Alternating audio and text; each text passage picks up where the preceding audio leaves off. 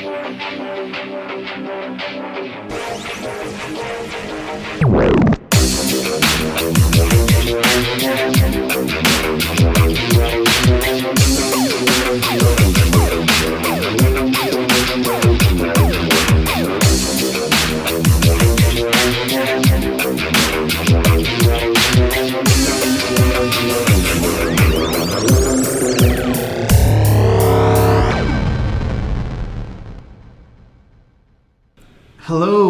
Welcome, one and all. Welcome to whatever episode number this is. The problem of doing things by numeracy is, well, D should be the 4th episode, but technically it's the 5th. Yeah. Because we're still counting that pilot. Anywho, welcome to the Almanac of Awesome. I'm Neil. This is Sam. Today's letter is the letter D. Don't say that, because then Sesame Street might figure out where our genius idea came from and we could be sued. I'd love the episode where we got Elmo in on this. We could do that. No one would ever know. When you say that, do you mean we'll just have a Tickle Me Elmo in the room? Yeah. Set him off every so often. Someone with a little squeaky voice. The Almanac of Awesome is a podcast. It's got me and Sam in it. I give Sam topics and we discuss whether they should be an allowed entry into the Almanac of Awesome. It's not as straightforward as it sounds. Sam's a very harsh mistress. I like to think of myself as a level-headed critic of these things.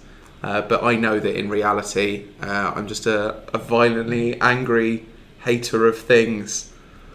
That is essentially what your LinkedIn should say. But everyone that knows, the 12 people that listen to this show know what it's about. They know what's coming. You know what's coming. You know what's coming. Let's not beat about the bush. Talking about beating about the bush. Oh, here we go. Are we going straight in? Or have we got fan suggestions? Well, it's the fan suggestion. People foresaw that D was coming up, and you'll be surprised that unanimously every single fan submission we got this time was D for Dick. He wanted us to talk about dicks. Dicks. In terms of the appendage or the type of person? Not private eyes. We'll save that for P. I was going to go for Who Framed Roger Rabbit. Should have done it in B. For Bergerac. Oh, I can't believe we missed Bergerac. We'll make up for that for M for Midsummer Murders. Dicks. To be honest, I think it's pretty open and shut. Apologies. Yeah, I'd have thought so. You can't not have dicks. You can't not have dicks. You can't not have a nice bit of cock in the Almanac of Awesome, really. Rest in there. On it, maybe. On it. You want to be careful you don't shut it up too quickly. I'm pretty sure that the Almanac of Awesome would be emblazoned with a thrusting member. That would be the time capsule. It would just be balls and a dick. It's no shame. It's nothing to laugh about. Just would that be on the actual cover or just on the dust sleeve? Oh no, I went on the actual cover because I want it to be raised so you could run your finger across the dick. Just what are you doing? Just rubbing my butt dick. I mean, we're not out to make any big statement here. It's puddle deep, but yeah, if you thought we were going to do a half hour about dicks, you're very wrong. Yeah, dicks go in. I'm quite fond of mine. Dicks go in. Dicks go in. That's the box quote. Dicks go in. Sam Conisbee. Dicks go in. I'm quite fond of mine. There you go. Sam Conisbee, 2014. There you go. Dicks go in. Sorry, you thought you would trap us. You haven't. However, speaking of dicks, let's go to the first of our letter D. I can't think of a bigger dick right now than Doctor Who. Oh! You didn't see that coming? I didn't see that coming. So are you submitting Doctor Who? I'm placing Doctor Who before you. I've perhaps poisoned it a little with my own interjection. Unfortunately, I don't. You don't disagree? It's going to be a very short I don't have my bat with me.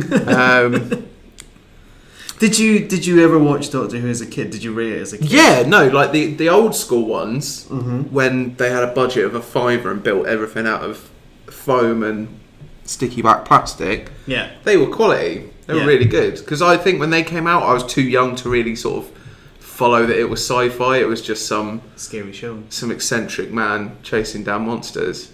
Yeah. And yeah, it was great. It was good fun as a kid. Yeah. I think that's where a lot of the problems coming from these days. I was a child. Most people were children watching Doctor Who. Yeah, most people were children. People need to. I've not enjoyed any of it since they restarted it. I had a couple of goes with the one that had Destro in it. Shit, Destro. I should have got Destro. If I'd have known that you'd known about Destro. We haven't spent a lot of time discussing G.I. Joe as two fully grown men. If I'd have known you were down with Destro, today's show would have been a lot more different. So you're talking about Christopher Eccleston, in case anyone's missed that seminal... Destro. Let's get to give him his proper name. He wasn't even in the second one, was he? He was in a tank. Yeah. I doubt very much they got Eccleston in, put a metal mask on him and just said, sit in that for a couple of days, would you, Chris? See you in a bit, Chris. Continuity. I think I watched a couple of them, mainly because back then I fancied Billy Piper. Woofed. Yeah. But other than that, it's a load of utter shit. I find it more unnerving that you fancy Billy Piper more than you know about Destro. Well, come on. Everyone fancied Billy Piper. How long ago did they start? 7, 8? I probably shouldn't have said that, should I? Since she was in Doctor Who? You're talking, it would be about... Yeah. It's at least 5 years? Oh, it's got to be more than that. Come on. They've had loads of those cunts in doing that stupid show since then. Oh dear, I can see I've touched a nerve with Doctor Who. Yeah, it's shit. It's a children's program that adults like to sit down and watch and critique like it's actual sci-fi. I don't think you should have prime time slots. No. That was the thing that I couldn't believe, was the live event to reveal the new Doctor. Sat watching that at prime time on a Saturday or whenever it was, and you'd say, I'm paying for this. Like, this is a press release. This is one of the 60-second swipes they put on BBC Three at most. Yeah. Modern Doctor Who, I can tell you it was Christopher Eccleston, and then it was David Tennant, then it was some other guy, and then it was... David Tennant. What's he good for? What's he Doctor Who. That's it. Doctor Who for a while. What else? I'd struggle to think. Yeah. He was in a few Brit... He did some plays. Dave, if you're listening, this isn't a personal critique of you as much as our own ignorance, but... Fine with you, Tennant. Just shouldn't have done that Doctor Who. No one should. He must have been in something before Doctor Who. Someone should have researched this show before going to air. Someone. Not us. Luckily, that's not my job. No, it's not. Well... And so, what was the other one that came after Tennant then? Don't even remember. Matt something. The one who looked like his face was smudged. Slightly melted. Yeah. Like he looked like he'd been photoshopped in real life. Well, cast him. He looks a little bit like an alien. Yeah. And the aliens as well, the monsters and stuff now. Oh, it's like shit. Well, they were always shit, but they knew they were shit and built that into it, and it was kind of beautiful. Whereas now it's like they've got... It almost feels like they've got a bit of a budget for them. Right. But are still trying to make them shit. Yeah. They look bad now. I've got no love for him. I'm actually looking at David Tennant's early career here. He was in Harry Potter. There you go. He was in Harry Potter. Everyone, if you're British, was in Harry Potter. What are you doing? You're unfurling. Just having a shake, sorry. So I had to talk about dicks earlier. I thought I'd unwind mine. It's the unveiling of your angelic wings that you just flashed in that gave me some bigger shock. Yeah, dude, I get it. As a kid, I loved it. I really did. I did the whole hiding behind the sofa thing. I fully subscribe to that. But I don't understand adults that watch Doctor Who now. It's the same reason people still think so brilliant. It's just those rose-tinted glasses of nostalgia are just super glued to a certain group of people's faces. You know we're going to have to edit this. What? Fuck. Fuck 'em.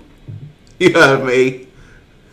Right, let's rejoin this conversation after a very clear edit point. You're proud of yourself, aren't you? Keeping me up at night, snipping bits out of show. I'd pat myself on the back for that one. Oh, Jesus Christ.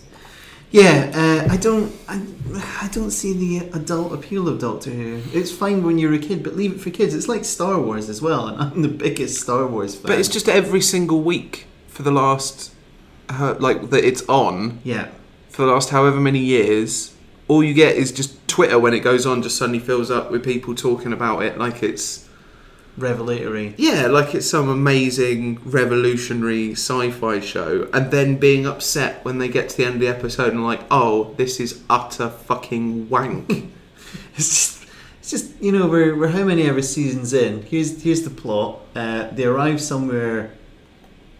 It's normally London. It's normally either modern day London or old London. It's always, isn't it? It's always modern or old times, because they know that the BBC's got a wardrobe full of like period costume. Occasionally there's a green screen alien planet. I haven't seen any of them. It's just... I bet it's bad CG though, isn't it? Yeah, so I mean, if essentially things look alright, and then the Doctor has a bit of a, I think things might be a bit dodgy here. Turns out they are a bit dodgy. He has a sort of meeting with the bad guy. He's like, you'll never get me, Doctor Who. I imagine he's flamboyant and charismatic, Yeah. or at least attempting to be flamboyant and charismatic. Yeah. Doctor Who, I'll get you. Doesn't get him. Doctor wins. Normally not by directly killing someone. Like, I'll shake my fist at you above this lava pit that I have. Balls of falling. I'm going to use a screwdriver, the prison weapon of choice for most Scousers. Allow me to... This story's going nowhere. I've backed myself into a corner. Allow me to use this Deus Ex Machina in the form of a sonic screwdriver to wrap this up nicely. Oh shit, we've got to 43 minutes. We better conclude the main plot. We better bring the screwdriver out. How much better would that be if every episode ended with Doctor Who just violently shanking the enemy with a proper screwdriver? Every episode. Just imagine that Davros, just this ancient old man in a wheelchair. What are you gonna do, Doctor? That would get a few. I'd watch that. I say you.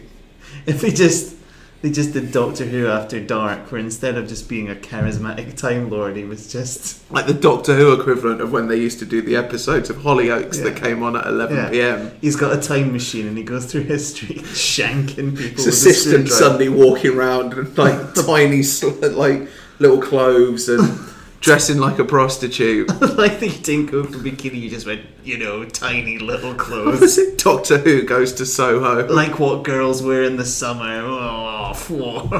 Literally. Hollyoaks After Dark. I'd rather watch that again, utter shite, than Doctor Who, yeah. It's like Peter Capaldi. Right, let's talk about him. He, as Malcolm Tucker, is about as good as British TV has ever gotten. Right. Like, that character is just perfection. And he plays it to perfection. And you thought, because it's quite left field that they've suddenly gone for Big Pete P. Diddley, rather than that he prefers to be known as, rather than another sort of young up and coming pretty boy, which they obviously had some success with. Right. Yeah, they couldn't find anyone else who looked photoshopped, so they're like, right, let's go the other end of the spectrum. But you'd have thought there would have been some reasoning or decision why they've gone for someone who is renowned as the most sweary and aggressive man in British telly. And then, to my understanding, we with the group of us sat and watched it, were socialising, and I refused to come in and watch it when it started with him. But then I was sat outside, and then people just slowly, sort of every 10 minutes, someone would just filter out and just be, no, I'm not watching that. It's pretty bad. But they just, they've done nothing with him of any purpose, from what I hear. They've just made him a Doctor that doesn't run around so much. Yeah, he's just, I'm a bit old. Deal with it. Deal with it. You're gonna kill anyone with that screwdriver? Nope. Nope. No, I'm not. I'll have my adventures. Yeah. Just at a more leisurely pace. A more leisurely pace with an attractive young companion. And that whole dynamic suddenly takes on a dark new twist, doesn't it? It is the BBC.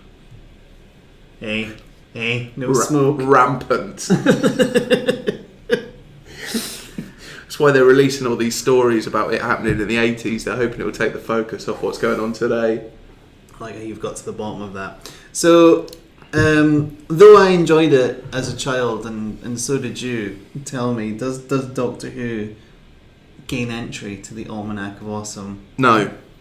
Doctor Who's so bad, right, that when we get through to episode Z, it's coming back again. Before we come back round, we're going to go off and we're going to do a spin-off episode, which is the Almanac of Atrocities, in which the very worst things on Earth are going to go, and Doctor Who will Doctor Who won't even be a discussion. We'll just open the episode of that with, right, so Doctor Who at the top, what next? Doctor Who is the bellboy in the TARDIS-shaped elevator that goes straight to hell, where the Almanac of Awful is kept.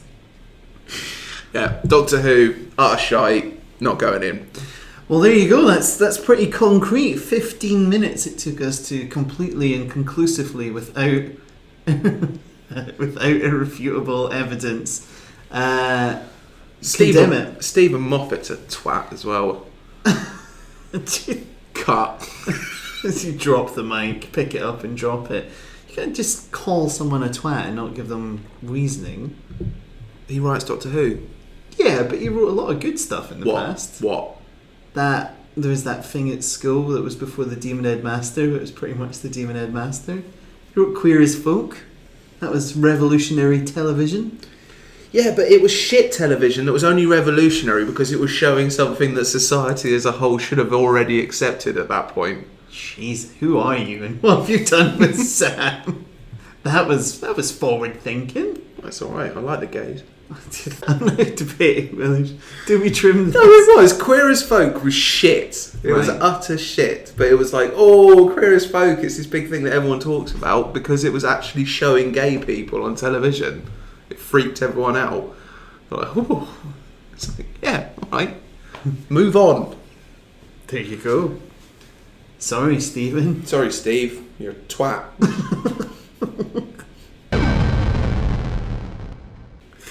Right, moving on from time-travelling Time Lords to a weekend pursuit that you and I have both extensively enjoyed and pretty much continue to do so. You're going to bring... Really? You're gonna bring this up? Are we circling back to Dick again? We're not. I don't think it's a great secret that I'm not a sporty type. Right. You're a bronzed Adonis, but it takes a lot to get me into sport. The one sport I do like is roller derby. So yeah, D for derby. What is it about?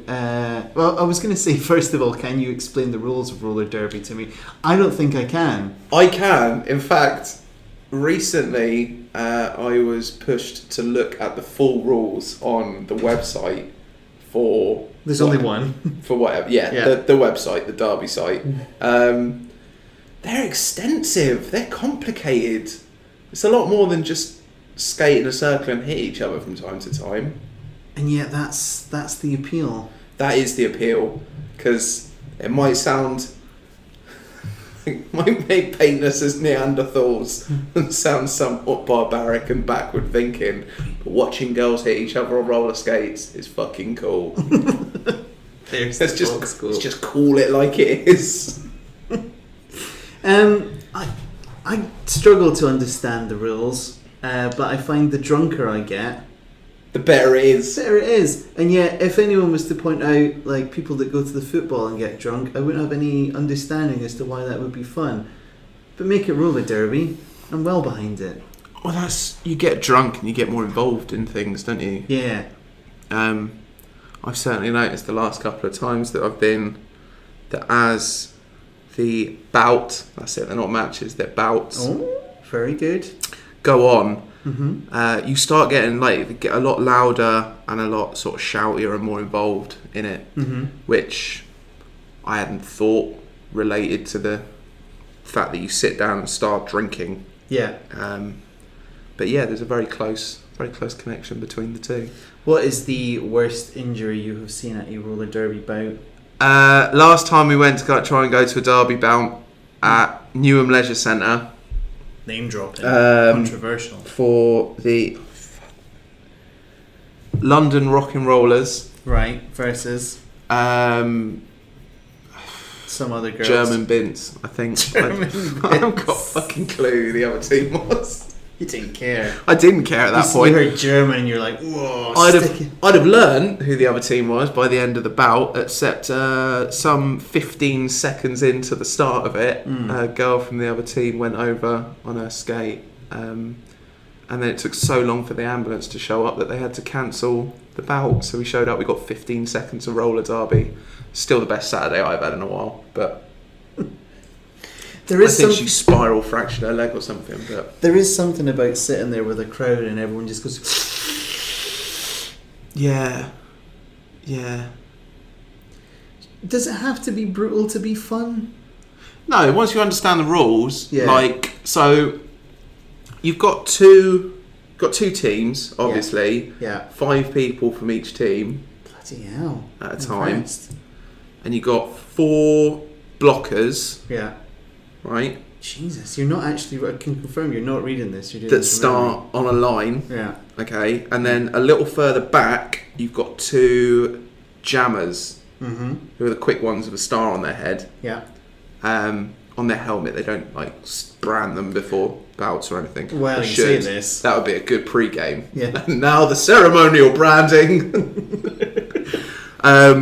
So basically, the 2 lines of 4, the blockers set off round the track, and then the 2 jammers, who are the quick ones, come through as well. Yeah. And basically, the jammers have to get through the pack and then round the track. And then once they've done that, whichever one of the jammers is in front, when they go through the pack, they get a point for every blocker that they pass. And then they can call it off. Call off the jam, as they're called, whenever they want, when they've scored some points. I'm impressed. So there it is. Routine, there are apparently much deeper rule sets and stuff. Yeah. About how they're allowed to hit each other and things, but life is only so long. But you don't have to worry about that. You just got to know the one with the stars got to get round and through a big group of girls who are trying to hit her and beat her up. Do you pick out favourites? Well, yeah, always. What constitutes as a good roller derby player to you? Tattoos and a can-do attitude? Tattoos and a can-do attitude. They can hit hard and take a hit and go quick. Mm-hmm. So, of course, roller derby started off as a men's game, I believe in Texas. It's where it originated. But are you basing this solely on the film Whip It? No, but that is where the majority of my life knowledge comes from. What a film! As with all of us. What a film! Ellen Page laying down lessons like you wouldn't believe in that film. Don't go with the pretty rock star boy. He'll only break your heart. It's not worth it. They always break your heart. You should listen to your mum. Yeah, and don't make out underwater in a swimming pool for that length of time, because they edit it in a way that looks like they never come up, and those 2 would have drowned in that scene quickly.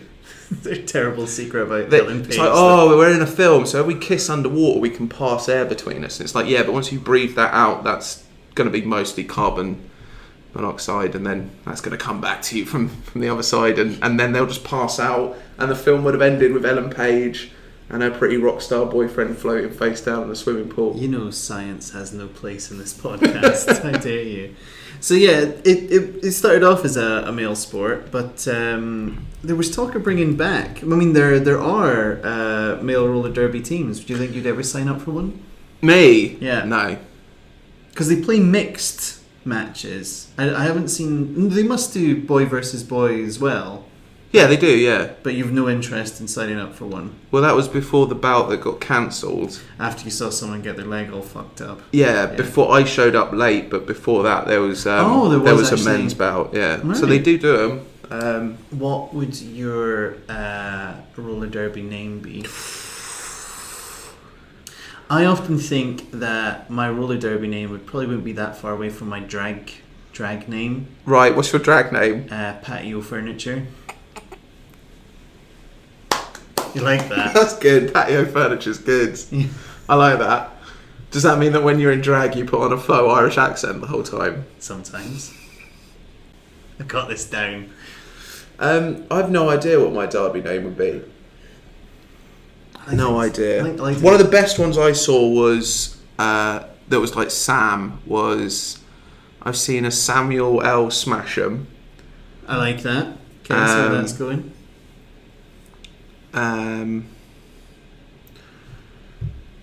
Sorry, you don't have to know. I don't, but I want to know. Send in suggestions. Send in suggestions as to what should mine and Neil's derby names be. Our roller derby names be. I can't imagine how much of this show I'm going to have to cut out already. Really? If you're listening to this is the part I couldn't be arsed to cut out. But yeah, you've missed a lot so far. Right. Really? What? The dick talk? You're going to have to cut out. Dick talk's fine. Dick talk's fine. That's what fine. Are you going to cut out? I'll tell you later. Right. That shit. Oh, Jesus Christ, I'm going to have to mark down the time. Just bleep it instead of cutting it out. I might have to. I might have to pay for the app to do the little bleep. Yeah, just record you doing that. Do that again. Beep. Beep, beep, beep, beep. Just copy and paste that. Yeah, over. done. Easy. Yeah. Right, derby names. You would be... Yeah.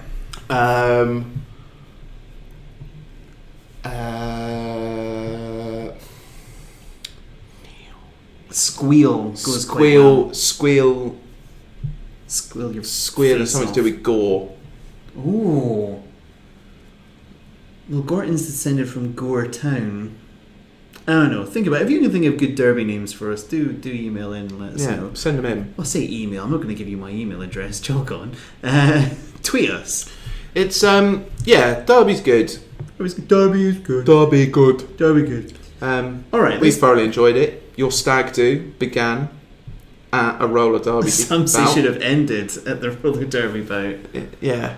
And that was my first derby going experience. That was at your stag do. Took me quite a while to go back to another one. Took finding out that it got dark. Yeah, I thought it had just been put on for you for your stag do. I didn't know that they did it in this country. But there you go. There we go. I learned. Support your local roller derby. Support your local roller derby team, specifically. Whatever one is closest to you. It's the London Rockin' Rollers. That's your local. Yeah. Yeah. Go and support them. All right.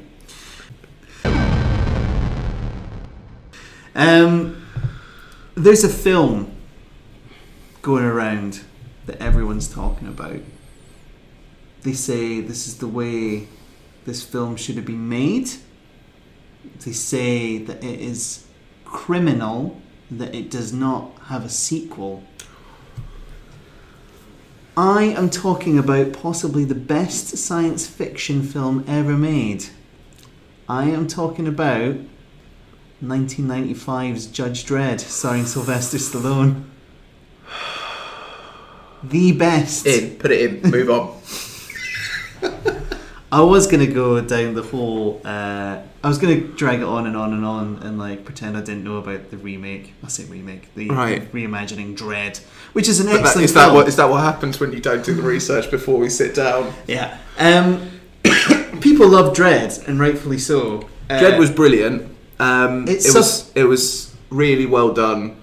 Like, the way that they went about it with the whole rebooting, grittifying of all like Batman films and everything, and it did a really good job of doing Dredd in like a bleak, sort of condensed way of just Dredd's a badass, let's put that on screen. But did it have the heart of the Sylvester Stallone version? Did it? Fuck. Did it have the buddy cop vibe provided by Rob Schneider? Did it? Fuck. Did it have one of the greatest movie villains of all time, played by Armand de Sante? I wondered how to pronounce his surname, and you've just answered that it's question. It's either a Santa or a Sante, one of the two. Let's just call him Rico. Between friends. Yeah. Robert! No, Dredd is... Who said politics is boring? It's everything he says in that film is just classic. Like a line. A perfect line. Alright, give me your favourite Rico moment from Judge Dredd. Oh, there's so many. There's when he finds the ABC robot. Yeah. That's good. What is it? Robot, tear that bitch's arms and legs off. Yeah, that's so... Oh, yeah. For Save her pretty head for last. Yeah. I wanted to feel everything! Hey! Just shouted. Like, all his lines always ended in shouting. Like, there's the bit where he's in the Siberian prison. Yeah. And he gets the package from the warden, and he opens it, and it's a judge's badge that says Dredd. It does. Yeah, it says Dredd. And he's like, oh, like, what have you got there? He's like, oh, just a small package that contains the meaning of life. He's like, oh, what is the meaning of life? And he turns, and somehow the container that held the judge's badge transforms into a gun. Fair. And he turns and says, he says death is the meaning of life. Rico. Shoots him in the throat. That's Rico. Getting it done. Classic Rico. Getting it done. The other bit, the bit that's often loaded on the internet is where... I am the new beginning. It's just... The Sylvester Stallone like, the law. And he's like, the law. He doesn't hold back. He's say what you will about if you haven't seen 1995's Judge Dredd, it's amazing. It's on Netflix, isn't it? It's amazing. It's on various streaming services. It really is. Like, if you think of the time that it came out as well, like the production value, like all the cars in it, they've got like weird future cars that just look like a car with like big puffy bits thrown on it. Yeah. Were actually made. Because I remember once when we were in Wales, we went past a Land Rover dealer and they had one of the cars from this Judge Dredd film. But it's incredible. Oh, even just for Rico, it's worth watching that film. I wish he'd had his own spin-off. Even Rob Schneider is perfectly palatable. Yeah. And he's alright. I thought he made that movie. There we go. Rob Schneider made a movie. That's a first. Hey. You say that. There's Max von Sydow's Long Walk into the wasteland, which is forever ingrained in our psyches. And then you've got Mean Machine from the comics, which is a great a great adaptation of the comics of like a biomechanical psychopath with like let me at him, Paul. A notch system on his forehead to tell you how crazy he can get. Yeah. You don't ever want to turn him all the way up to 4. I know you've always wished that you could put one of those on my forehead. I feel we need one. So talk to me about Dredd. Like the best way you ever summed up Dredd to me was that it suffered because The Raid was out 2 weeks before it. Had the film The Raid never existed, I think Dredd would have gone on to make big bucks. Well, that was the thing with Dredd was it did ridiculously well when it came out on DVD and Blu-ray and that. Like, it did really well. And it was number one at the cinema when it came out, but it just came out at a weird time. Like, it's the same as games sometimes. Like, you can a game will come out that'll go straight to number one, but it doesn't mean it's really sold much. It's just there's nothing else about. Yeah. I still find it astonishing that they haven't done a sequel to Dredd. Because Carl Urban keeps like... Yeah, he's up for it. He keeps sort of like yeah. popping up and being like, "Look, we're all up for it. It's just getting the approval." But it made money. It didn't cost them much to make it. No. And it was critically, for some reason that I can't understand, acclaimed more than the Sylvester Stallone version. Can you imagine those two meeting on screen? Oh, would that be good? Yeah, it would. Who would you, if you had to pick one? Going forward. I'm the law. No, I'm the law. I'm the law. I'm the law. For an hour and a half, and then credits. And then credits. And then it ends just with Sylvester Stallone going, "Okay, you're the law." It just ends with Rico going, "The law." You want a new beginning? Also, you had before. I'm not sure whether it was before, but certainly as we became more aware of her, you had old Lena Headey. Yeah, Cersei Lannister. Sorry, Lynn. Yeah. Old Cersei as Mama. Yeah. Yeah, she was good. She was as well. You thought she was uncomfortable as Cersei, then Christ, have a look at Dredd. If you've not seen Dredd yet, shame on you. Yeah, shame on you actually if you haven't seen Dredd. Even if it's not even like it doesn't really play like a comic book film even. No. Like it's just like a really good action film that follows the literal exact plot of the Raid. Except he's got a mind-reading woman with him, which they didn't have in the Raid. Not that I recall. It's the only thing that could have improved the Raid, I think, was a mind-reading woman. Recruit. Yeah. The Raid is a great film, though. The Raid, I think, is one of my favourite films of the last Gonna put it out there. few years. Haven't seen it yet. You'll it's basically 15 minutes of exposition. Yeah. Followed by an hour and 20-minute long action sequence that just gets gradually more and more violent and intense. I don't know why I haven't seen it. Is that on Netflix yet? I should make a Netflix. It was for a while, but they've started doing a weird thing where they take stuff off Netflix. Stupid Netflix. You're right there. You're just unfurling your wings again. Yeah, I feel like I'm flaking. It's weird. It's all this talk of Judge Dredd. Yeah, pretty much. Oh. It's making me shed. Do you think there's any other comics that should be turned into movies that haven't yet? That haven't been done yet. Well, I don't know how they do it, but I think I'd really like to see a big budget film version of the Superman comic Red Sun. That would be good. Which is, for those uninitiated, it's a spin-off written by... Who the fuck wrote Red Sun? I want to say it's...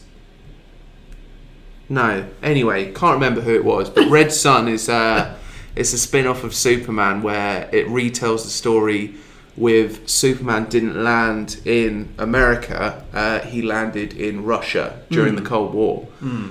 So you've got the evolution of sort of like the Russian Superman, and then obviously Wonder Woman pops up, and possibly one of the greatest designed characters in comic book history, Russian Batman. Russian Batman is pretty obvious. Russian Batman. Even if you just Google Russian Batman, the image is amazing.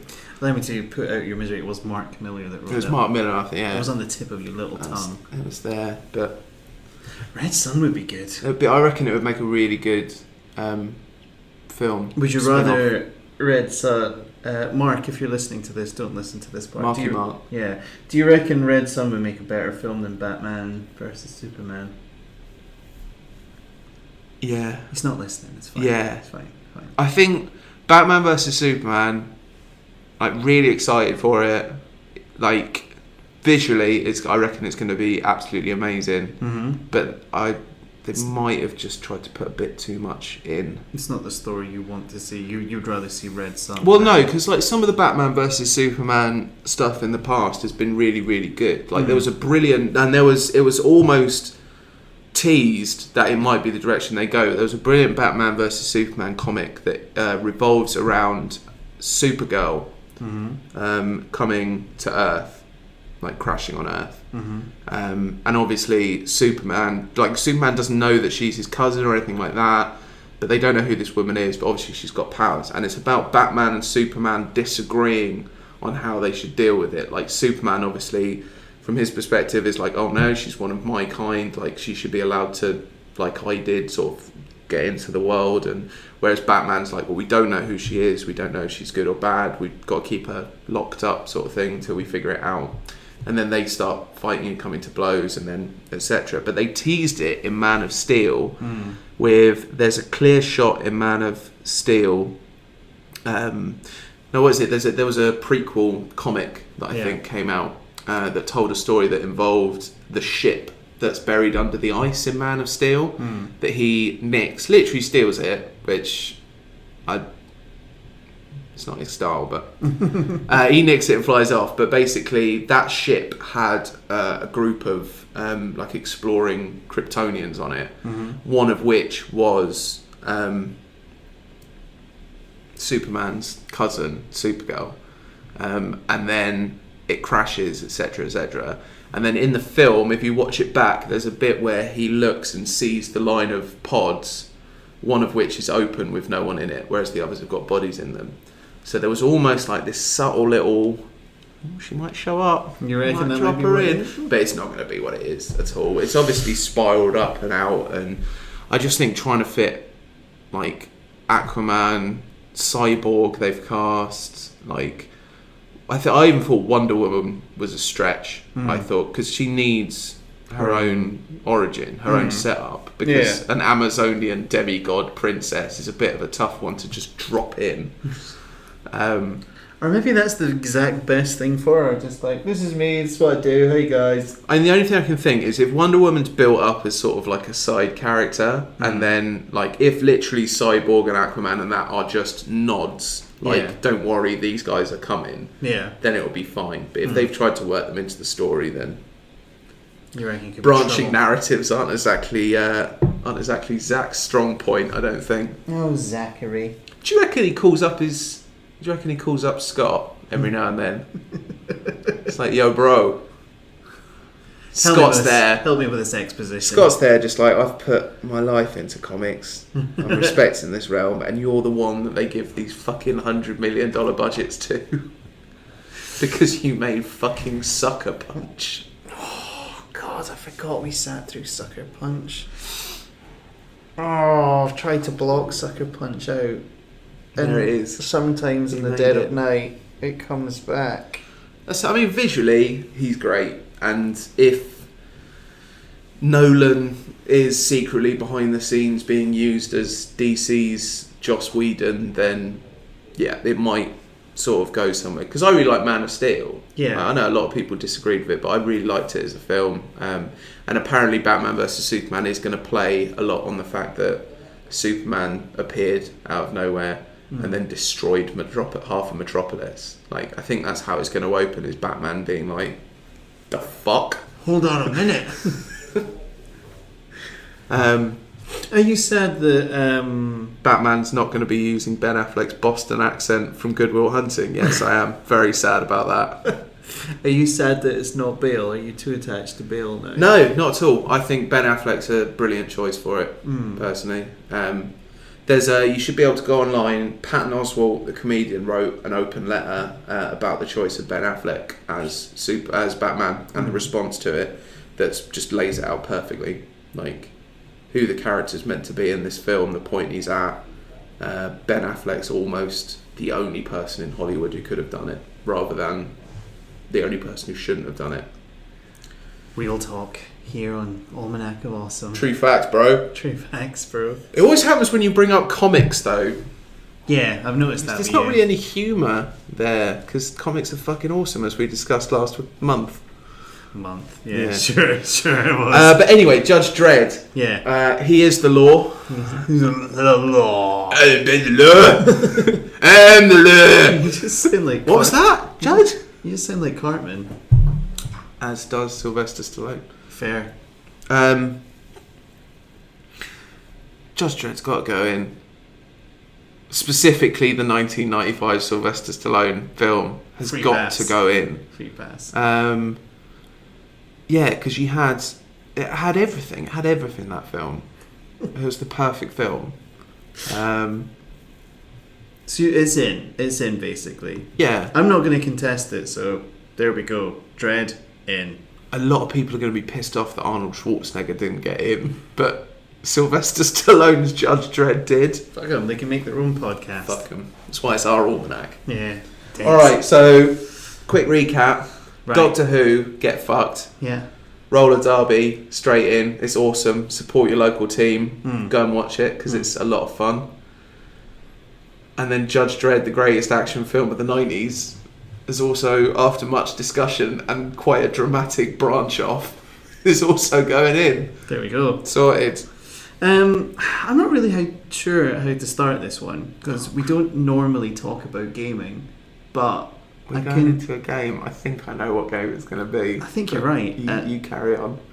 It's just, we're not tied to any of these games, you and I, but this one, has a special place in my heart. I'm pretty sure it does in yours as well. If I take you back to 1987 with the brothers Billy and Jimmy Lee, or Hammer and Spike, if you're going through their American iterations, the game I'm talking about featured a boss called a Bobo who punched through walls. That was his entrance into the world, and that captivated me as a child. I'm talking about Double Dragon. I put it to you that Double Dragon is the best game that has ever been made and maybe ever will be made. And that's the reason I submit it today for the Almanac of Awesome. That's bold. Yeah. Bold. Yeah. And yet, not outlandish. Because... it's a simple premise. Just two young guys cats from the streets. Their mutual love interest, Marion, is I never thought they delved into that as deeply as they should have. Well, it was. Why wasn't there a level where they turned on each other? Like, if that was a film, it was an action film, 3/4 of the way through, the two of them would have had a fight over her and then realised that brotherhood was more important, plus the one who was the biggest star at the time was going to get the girl anyway. So. Wait, which Double Dragon did you play?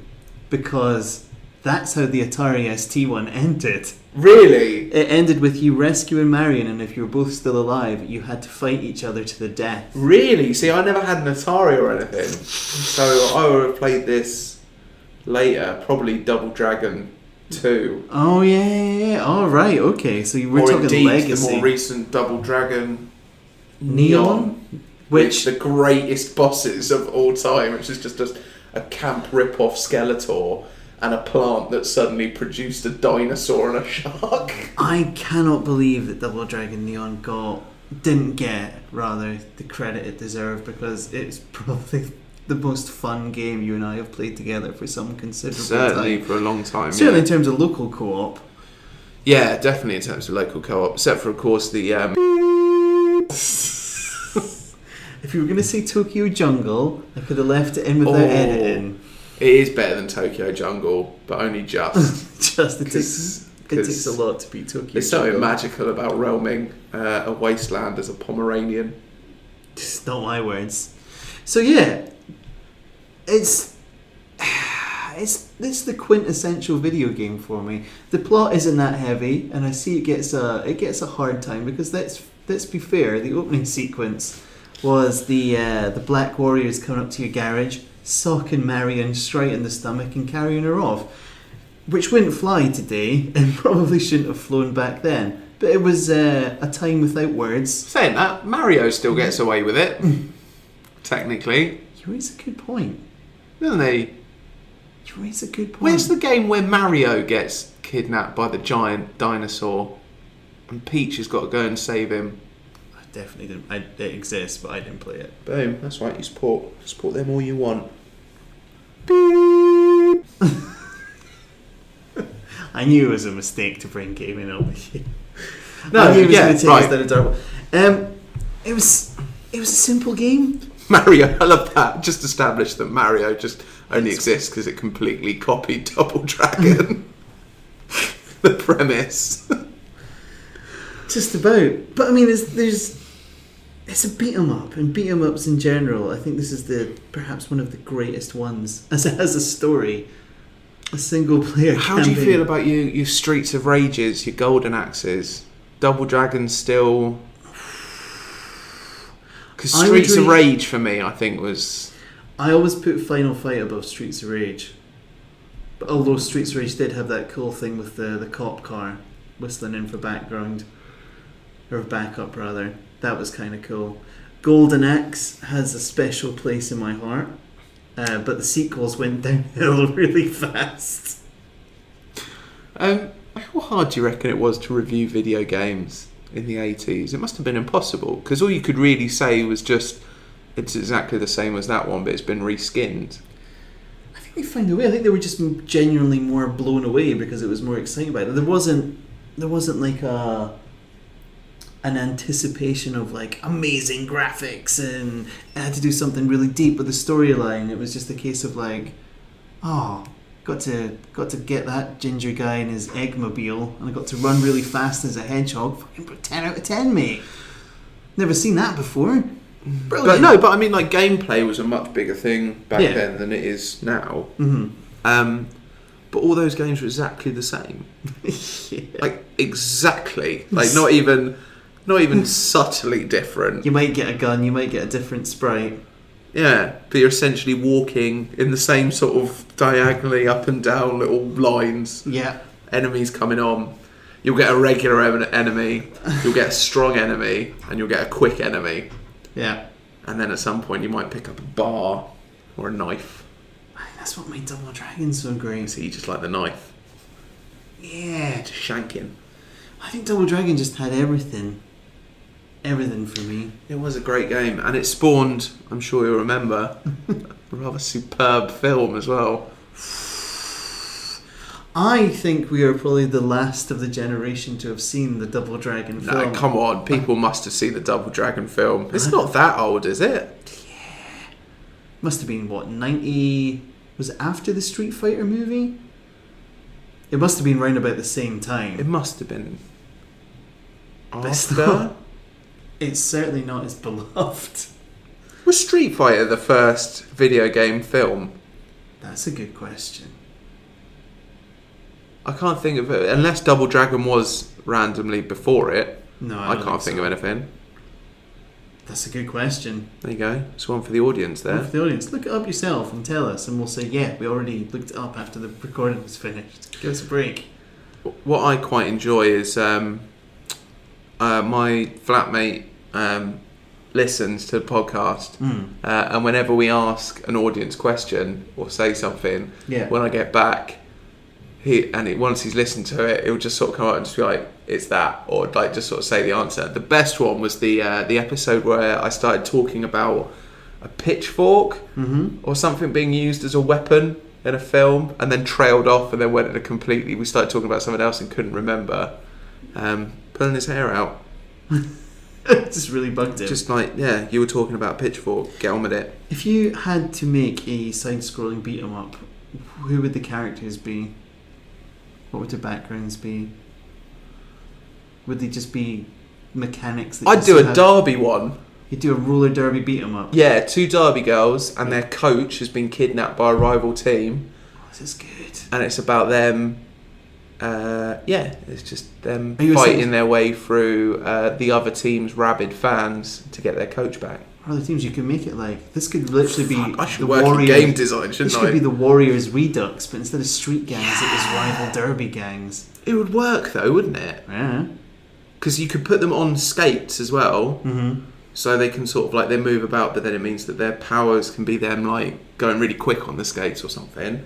And then you'd have a jammer and a blocker who'd be your quick and heavy character type. That could just be the characters' names. How has this not been done? How is there not a... No, I'm going to stop talking about this now. I'm giving away my $1 million idea.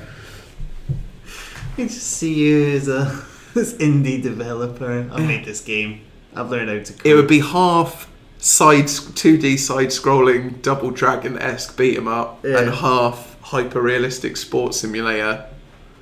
I say that niche. there'd be a mini game. That's what I mean by that. There'd be a mini game for the actual games of Derby that they'd have to play. It's niche, but people that play it, yeah, I'd buy it. Yeah. Well, if people buy a indie game where you walk around an empty, dreary, surprised if they wouldn't buy a game about kick-ass roller derby girls. Just for my clarification, what game is that? Oh, right. I remember seeing it and just thinking, what the fuck? Everyone's like, oh, this game is amazing. What the fuck? Like, go to, like, the edges of town. You can go and do it for real. Like, just wander around a rock.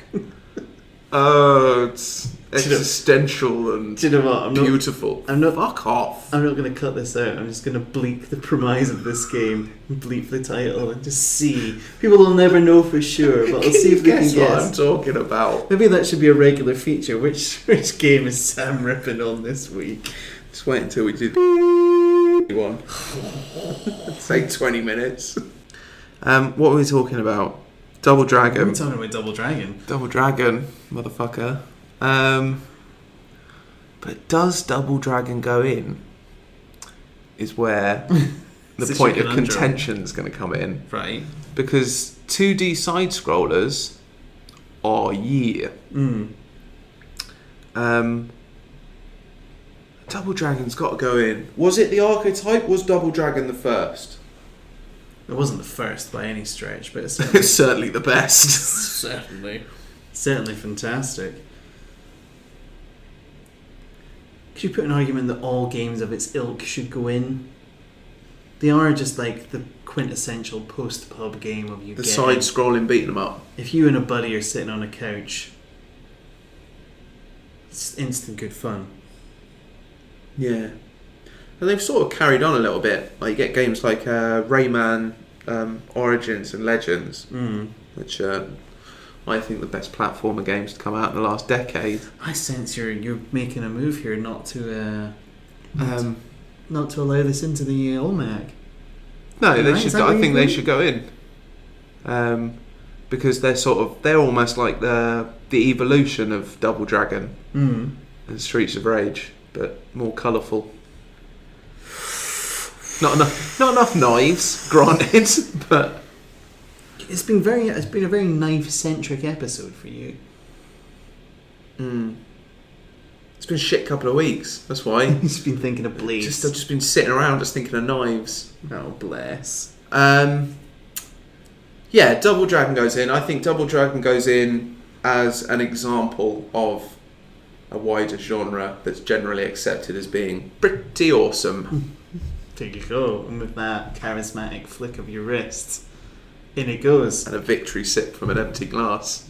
All right, well that brings us to the end of this thrilling Almanac of Awesome. Is that the one? That's the one. That's all we got. That's all we got. That's all we got. We had a contentious issue as always. I'm really upset that the Demon Headmaster didn't turn up in this, if I'm honest. I really thought that was going to be one of the ones that showed up. Maybe I'll put it in. Yeah, or the Dudley Boys. How has the Dudley Boys not come up in D? It's too open and shut.